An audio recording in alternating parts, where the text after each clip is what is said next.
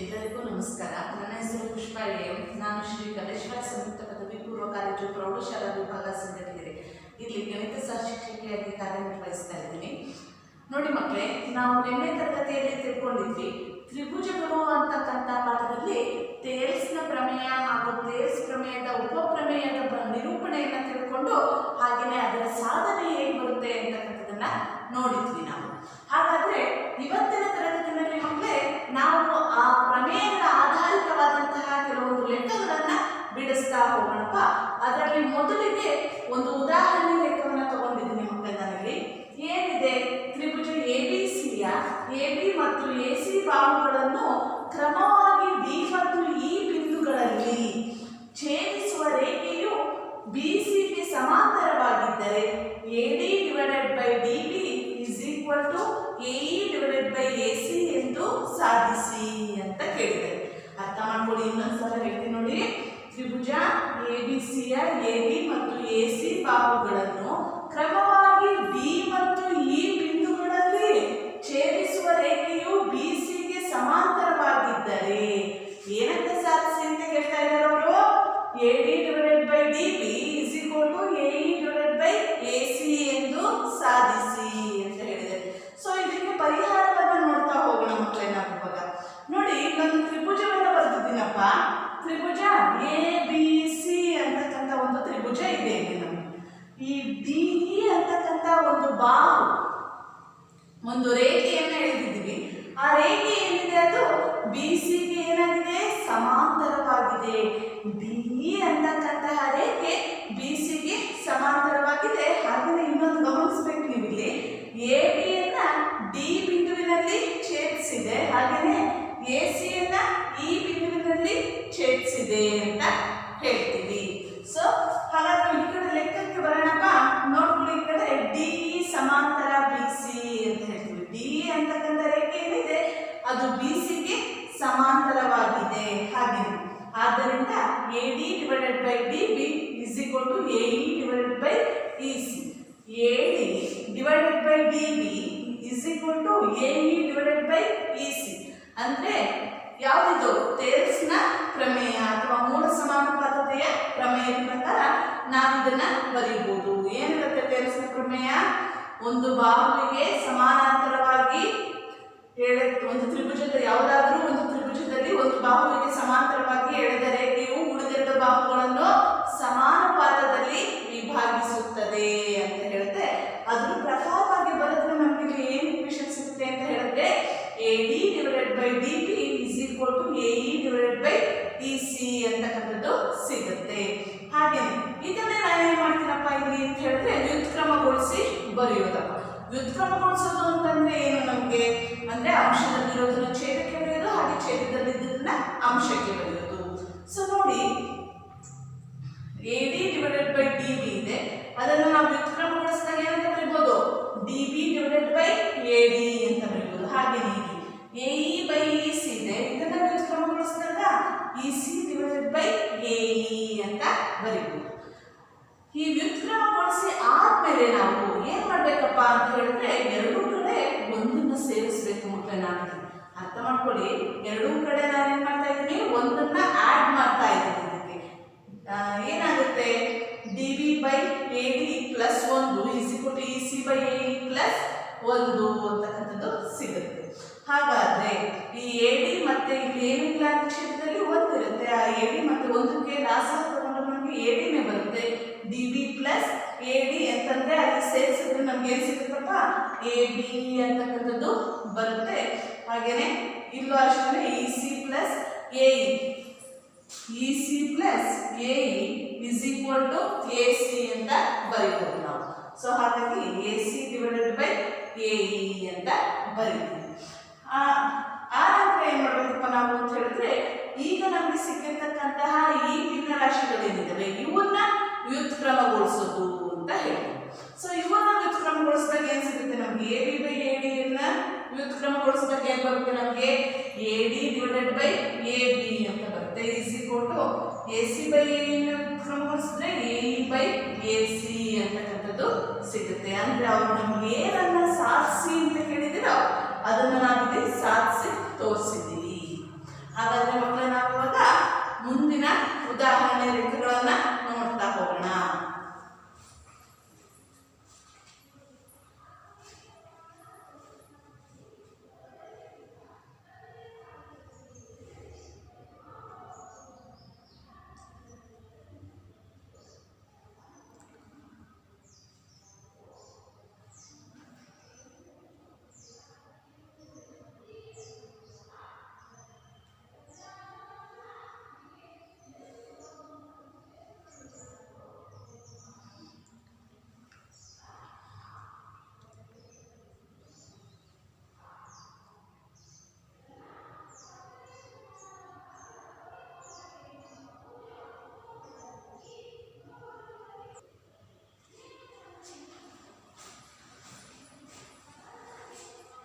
ತೇಲ್ಸ್ನ ಪ್ರಮೇಯ ಹಾಗೂ ತೇಲ್ಸ್ ಪ್ರಮೇಯದ ಉಪಪ್ರಮೇಯದ ಮೇಲೆ ಆಧಾರಿತವಾಗಿರ್ತಕ್ಕಂಥ ಲೆಕ್ಕಗಳು ನಮಗೆ ಅಭ್ಯಾಸ 2.2ರಲ್ಲಿ ಇದೆಯಪ್ಪ. ಇದರಲ್ಲಿ ನಾವು ಮೊದಲನೇ ಲೆಕ್ಕವನ್ನು ನೋಡಿದ್ವಿ. ನೋಡ್ಕೊಳ್ಳಿ ಮಕ್ಕಳ ಈ ಕಡೆ ಏನ್ ಹೇಳಿದರೆ ಚಿತ್ರ 2.17 ಇದು 2.17ರಲ್ಲಿ ಇರ್ತಕ್ಕಂತಹ 2 ಚಿತ್ರಗಳು. ಈ ಚಿತ್ರ 1 ಮತ್ತು 2ರಲ್ಲಿ ಡಿಇ ಸಮಾಂತರ ಬಿಸಿ ಆದರೆ 1ರಲ್ಲಿ ಇಸಿ ಮತ್ತು 2ರಲ್ಲಿ ಎಡಿಯನ್ನು ಕಂಡುಹಿಡಿಯಿರಿ ಅಂತ ಹೇಳಿದೆ. ಸೊ ನೋಡ್ಕೊಳ್ಳಿ ಈ ಕಡೆ ನಮಗೆ ಈ 2 ಚಿತ್ರದಲ್ಲೂ ತ್ರಿಭುಜ ಎಬಿಸಿ ಇದೆ. ಎಬಿಸಿಗೆ ಯಾವ ರೀತಿ ಸಮಾಂತರವಾಗಿದೆ ನಮಗಿಲ್ಲಿ ಡಿಇ ಅಂತಕ್ಕಂಥ ಬಾಹು ಏನಾಗಿದೆ ಬಿಸಿಗೆ ಸಮಾಂತರವಾಗಿದೆ. ಇಲ್ಲೂ ಕೂಡ ಅಷ್ಟೇ ಎಬಿಸಿ ಒಂದು ತ್ರಿಭುಜ, ಬಿಸಿ ಬಾಹುವಿಗೆ ಏನಾಗಿದೆ ಸಮಾಂತರವಾಗಿ ಡಿಇ ಬಾಹು ಅಂತಕ್ಕಂಥದ್ದು ಇದೆ ಅಂತಕ್ಕಂಥದ್ದು ಗೊತ್ತಾಗುತ್ತಪ್ಪ ನಮಗೆ. ಸೊ ಅದನ್ನು ಇಲ್ಲಿ ಬರೆಯೋಣಪ್ಪ. ತ್ರಿಭುಜ ಎಬಿಸಿಯಲ್ಲಿ ಡಿಇ ಸಮಾಂತರ ಬಿಸಿ ಆಗಿದೆ. ಸೊ ಡಿಇ ಸಮಾಂತರ ಬಿಸಿ ಆಯಿತು ಅಂತಂದ್ರೆ ತೇಲ್ಸ್ ಪ್ರಮೇಯದ ಪ್ರಕಾರ ಏನಂತ ಹೇಳ್ಬೋದು ನಾವು, ಯಾವುದೇ ಒಂದು ತ್ರಿಭುಜದಲ್ಲಿ ಒಂದು ಬಾಹುವಿಗೆ ಸಮಾಂತರವಾಗಿ ಎಳೆದ ರೇಖೆಯು ಉಳಿದೆರಡು ಬಾಹುಗಳನ್ನು ಸಮಾನುಪಾತದಲ್ಲಿ ವಿಭಾಗಿಸುತ್ತದೆ ಅಂತ ಹೇಳ್ಬೋದು. ಸೊ ಹಾಗಾಗಿ ಏನ್ ಬರೀಬೋದಪ್ಪ ನಾವಿಲ್ಲಿ ಅಂತ ಹೇಳಿದ್ರೆ ನೋಡಿ, ಉಳಿದೆರಡು ಬಾಹುಗಳನ್ನು ಎಡಿ ಬಾಹುವನ್ನ 2 ಬಾಹುಗಳಾಗಿ ವಿಭಾಗಿಸ್ತು. ಹೇಗೆ ಎಡಿ ಡಿವೈಡೆಡ್ ಬೈ ಡಿಬಿ ಅಂತ ಬರೀಬಹುದು. ಸೊ ನೋಡ್ಕೊಳ್ಳಿ ಈ ಕಡೆ AD divided by DB is equal to ಈ ಕಡೆ ಬಾ AE divided by EC, AE divided by EC ಅಂತ ಬರೀತೀನಿ. ಅರ್ಥ ಮಾಡ್ಕೊಳ್ಳಿ. ಸೊ ನೋಡ್ಕೊಳ್ಳಿ ಇಲ್ಲಿ ನಮ್ಗೆ ಏನ್ ಮಾಡಿದಾರಪ್ಪ ಅಂತ ಹೇಳಿದ್ರೆ ಎಡಿಯ ಬೆಲೆಯನ್ನ ಕೊಟ್ಟಿದ್ದಾರೆ ಮಕ್ಕಳೇ, ಅದೇ ರೀತಿ ಡಿಬಿಯ ಬೆಲೆ ಕೊಟ್ಟಿದ್ದಾರೆ, ಎಇಯನ್ನು ಕೊಟ್ಟಿದ್ದಾರೆ, ಆದ್ರೆ ಇಸಿಯ ಬೆಲೆಯನ್ನ ಕೊಟ್ಟಿಲ್ಲ. ನಾವೇನ್ ಮಾಡ್ಬೇಕು ಅದನ್ನ ಕಂಡುಹಿಡಿಬೇಕು. ಸೊ ಹಾಗಾಗಿ ಎಡಿ ಎಷ್ಟಿದೆಯಪ್ಪ ನಮಗಿಲ್ಲಿ 1.5. ನಾವಿದನ್ನ ಬರೆದಿರೋದು ಮೂಲ ಸಮಾನುಪಾತತೆಯ ಪ್ರಮೇಯದ ಪ್ರಕಾರ ಅನ್ನೋದು ಗೊತ್ತಿರಬೇಕು ನಮಗೆ. ಡಿಬಿ ಅಂತಕ್ಕಂಥದ್ದು ಎಷ್ಟಿದೆ 3 is equal AE 1 divided by EC ಹೇಗಿದೆಯೋ ಹಾಗೆ ಬರ್ಕೊಳ್ತೀವಿ. ಅರ್ಥ ಆಗ್ತಿದೆ ಅಲ್ವಾ? ಸೊ ಈಗ ನೋಡಿ, ಈಗ ನಾವು ಇಸಿಯ ಬೆಲೆಯನ್ನು ಕಂಡುಹಿಡಬೇಕು. ಅದಕ್ಕೋಸ್ಕರ ನಾನು ಏನ್ ಮಾಡ್ತೀನಪ್ಪ ಇಲ್ಲಿ ಅಂತ ಹೇಳಿದ್ರೆ ಓರೆ ಗುಣಾಕಾರ ಕ್ರಮವನ್ನ ಬಳಸ್ಕೊಳ್ಳೋಣ. ಏನಾಗುತ್ತೆ 1.5 into EC is equal to 1 into 3.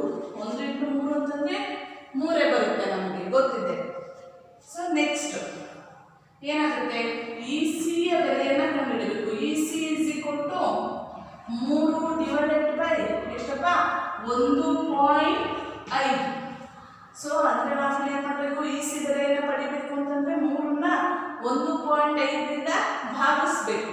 ಹೇಗೆ ಭಾಗಿಸೋದು ನೋಡಿ, ಇಲ್ಲಿ ಇಸಿ ಈಸ್ ಈಕ್ವಲ್ ಟು ಗೊತ್ತಿದೆ ಮಕ್ಕಳೇ ನಿಮಗೆಲ್ಲ 3 ಡಿವೈಡೆಡ್ ಬೈ 1.5. ಈ ಪಾಯಿಂಟ್ ಅನ್ನ ತೆಗೆದಕ್ಕೋಸ್ಕರ ನಾನು ಏನ್ ಮಾಡ್ತೀನಿ, ದಶಮಾಂಶ ಬಿಂದುವಿನ ನಂತರ ಇರ್ತಕ್ಕಂಥ ಸ್ಥಾನಗಳನ್ನ ಎಣಿಸ್ಕೊಂಡು ಅಷ್ಟರಿಂದ ಏನ್ ಮಾಡಬೇಕು, ಅಂಶ ಮತ್ತು ಛೇದಗಳೆರಡನ್ನೂ ಸಹ ನಾವೇನ್ ಮಾಡಬೇಕಾಗುತ್ತೆ, ಗುಣಿಸ್ಬೇಕು. ಸೊ ಏನ್ ಮಾಡೋಣ ಈಗ, ದಶಮಾಂಶ ಬಿಂದುವಿನ ನಂತರ ಇರ್ತಕ್ಕಂಥ ಸ್ಥಾನ 10ರ ಸ್ಥಾನ. ಹಾಗಾಗಿ 10ರಿಂದ ಅಂಶ ಮತ್ತು ಛೇದಗಳು ಎರಡನ್ನೂ ಸಹ ನಾನು ಏನ್ ಮಾಡ್ತೀನಪ್ಪ ಅಂತ ಹೇಳಿದ್ರೆ ಗುಣಿಸ್ತಾ ಇದ್ದೀನಿ. ಸೊ ನೋಡ್ಕೊಳ್ಳಿ, ಈಗ E C is equal to 3 into 10 ಅಂದ್ರೆ 30 ಡಿವೈಡೆಡ್ ಬೈ 1.5 ಇಂಟು 10 ಅಂತಂದ್ರೆ 15 ಅಂತಕ್ಕಂಥದ್ದು ಸಿಗುತ್ತೆ. 15 1 15, 15 2 30. ಹಾಗಾಗಿ ಇಸಿಯ ಬೆಲೆ ಎಷ್ಟು ಸಿಗುತ್ತಪ್ಪ ನಮಗಿಲ್ಲಿ 2 ಸೆಂಟಿಮೀಟರ್ ಅಂತಕ್ಕಂಥದ್ದು ಬರುತ್ತೆ. ಇಸಿಯ ಬೆಲೆ ಎಷ್ಟು ಬಂತಪ್ಪ ನಮಗೆ 2 ಸೆಂಟಿಮೀಟರ್ ಆಯಿತು. ಅಂದ್ರೆ ಚಿತ್ರ 1ರಲ್ಲಿ ಇಸಿಯ ಬೆಲೆಯನ್ನು ಕಂಡುಹಿಡಿದ್ರೆ ಎಷ್ಟು ಬಂದಿದೆಯಪ್ಪ ಮಕ್ಕಳೇ, ನಮಗೆ 2 ಸೆಂಟಿಮೀಟರ್ ಅಂತಕ್ಕಂಥದ್ದು ಸಿಕ್ಕಿದೆ. ಹಾಗೆ 2ನೇ ಚಿತ್ರಕ್ಕೆ ಬರೋಣ. ಇಲ್ಲಿ ಏನನ್ನ ಕಂಡುಹಿಡಿಯಕ್ಕೆ ಹೇಳಿದರೆ ಎಡಿಯನ್ನ ಕಂಡುಹಿಡಿಯಿರಿ ಅಂತ ಹೇಳಿದರೆ. ಸೊ ಇಲ್ಲೂ ಕೂಡ ಅಷ್ಟೇ ಮಕ್ಕಳೇ, ನಮಗೆ ಡಿಇ ಅಂತಕ್ಕಂಥದ್ದು ರೇಖೆ ಏನಿದೆ ಅದು ಬಿಸಿಗೆ ಸಮಾಂತರವಾಗಿದೆ. ಹಾಗಾಗಿ ಅದನ್ನ ಬರೆಯೋಣ ಮೊದಲಿಗೆ, ಡಿಇ ಸಮಾಂತರ ಬಿಸಿ ಅಂತ ಬರೆಯೋಣ. ಅರ್ಥ ಮಾಡ್ಕೊಳ್ಳಿ, ಡಿಇ ಸಮಾಂತರ ಬಿಸಿ ಆಗಿದೆ. ತೇಲ್ಸ್ನ ಪ್ರಮೇಯದ ಪ್ರಕಾರನೇ ಬರೆಯೋಣ. ಏನಂತ ಬರೀಬಹುದು, AD divided by dB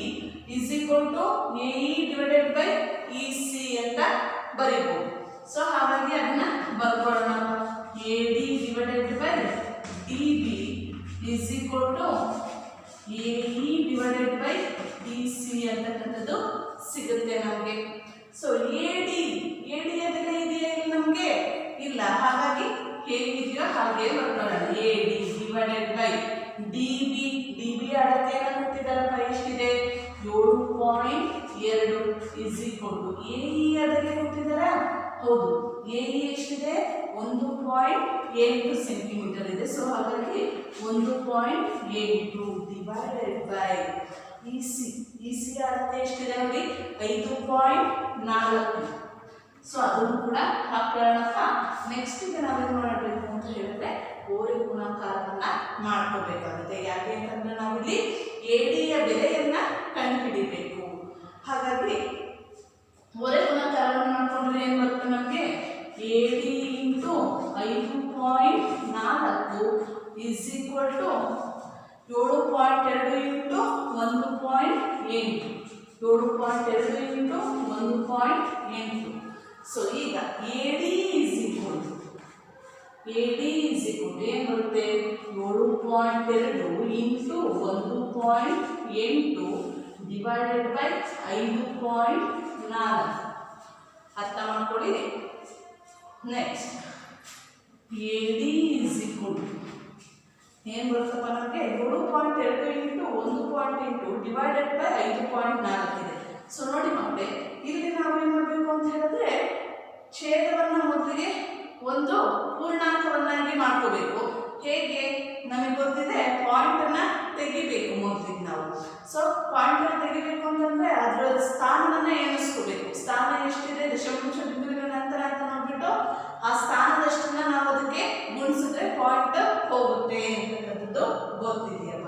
so ಹಾಗಾಗಿ ಅದನ್ನು ನಾನು ಮಾಡ್ತೀನಿ, ಇಲ್ಲಿ ಮಾಡೋಣಂತೆ 7.2 ಇಂಟು 1.8 ಡಿವೈಡೆಡ್ ಬೈ 5.4 ಇಂಟು 10. 10ರ ಸ್ಥಾನ ಮಾತ್ರ ಇದೆ ನೋಡಿ ದಶಮಾಂಶ ಬಿಂದುವಿನ ನಂತರ. ಇಂಟು ಇದಕ್ಕೂ ಕೂಡ 10ನ ನಾವೇನು ಮಾಡಬೇಕಾಗುತ್ತೆ? ಗುಣಿಸ್ಬೇಕು. ಸೊ ಹಾಗಾಗಿ ಉಳಿಯೋದೇನು ನಮಗೆ? A D is equal to 7.2 into 10 ಅಂತಂದ್ರೆ ನಮಗೆ 72 ಇಂಟು 1.8 ಅಂತಕ್ಕಂಥದ್ದು ಸಿಗುತ್ತೆ. ಅರ್ಥ ಮಾಡ್ಕೊಳ್ಳಿ.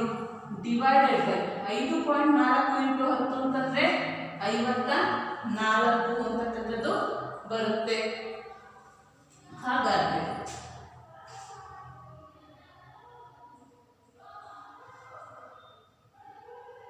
A D is equal to ನೋಡ್ಕೊಳ್ಳಿ ಈ ಕಡೆ 72 ಇಂಟು 1.8 ಡಿವೈಡೆಡ್ ಬೈ 54 ಅಂತ ಇದೆಯಲ್ಲ. ಸೊ 9ರಿಂದ ಡಿವೈಡ್ ಮಾಡ್ತೀನಿ. 9 6ಲಿ 54, 9 8ಲಿ 72. 9 6ಲಿ 54, 9 8ಲಿ 72. ಮತ್ತೆ ಇವಾಗ 2ರಿಂದ ಡಿವೈಡ್ ಮಾಡ್ಬೋದು. 2 3ಲಿ 6, 2 4ಲಿ 8. ಹಾಗಾಗಿ ನಮಗೆ ಉಳಿತಕ್ಕಂಥದ್ದು ಎಷ್ಟು?